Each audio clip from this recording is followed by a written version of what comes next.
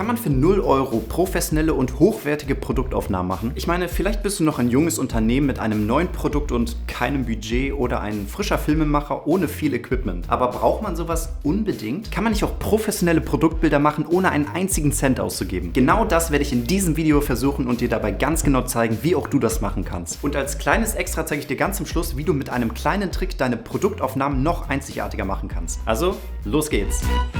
Okay, es gibt insgesamt 4 Probleme, die ich lösen muss. Als erstes muss ich ein Produkt finden, zu dem ich die Produktbilder machen möchte.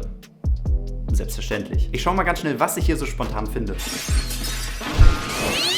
So, hier ist jetzt für jeden etwas dabei. Eine matte Oberfläche, eine spiegelnde Oberfläche und etwas Durchsichtiges. Es ist also völlig egal, was für ein Produkt du hast. Dieser Aufbau wird für jeden funktionieren. Das zweite Problem ist die Kamera. Schließlich musst du irgendwie diese Bilder machen. Dazu kannst du einfach jede Kamera nehmen, die du gerade hast. Ich zum Beispiel habe diese kleine Kamera hier rumliegen.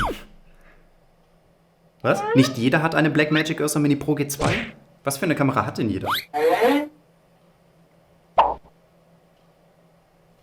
Auch gut. Am besten nutzt du natürlich eine richtige Kamera. Aber wenn du weder Equipment noch Budget hast, dann kannst du auch hiermit extrem sexy Aufnahmen machen. Hoffentlich.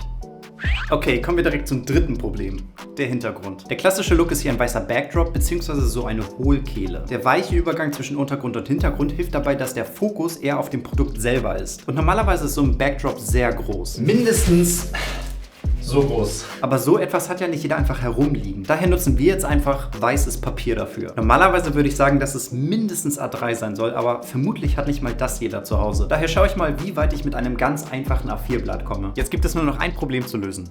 Das Licht. Und tatsächlich ist das für die meisten die größte Herausforderung. Ich dachte mir auch, jeder hat doch irgendeine Lampe bei sich. Doch bei den meisten ist es dann gar nicht so einfach, damit dann eine schöne Lichtsetzung hinzubekommen. Aber weißt du, mit was für einem Licht wirklich jeder super einfach großartiges Licht hinbekommt?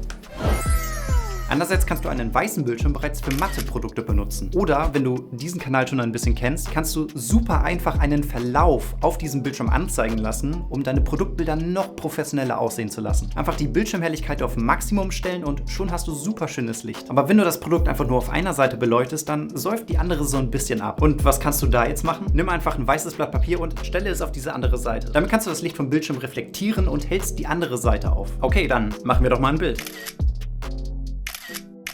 Schon sehr cool. Und wenn du das jetzt noch leicht nachbearbeitest, dann hast du für 0 € ein professionelles Produktbild gemacht. Aber das kann man doch bestimmt noch ein bisschen individueller gestalten. Oder? Zum einen könntest du noch farbiges Papier benutzen, um im Hintergrund geometrische Formen anzudeuten. Zum anderen könntest du die Produktbilder natürlich auch noch mit etwas Dekoration veredeln. Wenn dir dieses Video gefallen hat, dann solltest du dir auch unbedingt diese beiden Videos noch anschauen. Ich hoffe, wir sehen uns dann beim nächsten Mal wieder und damit tschüss, bye bye und ciao.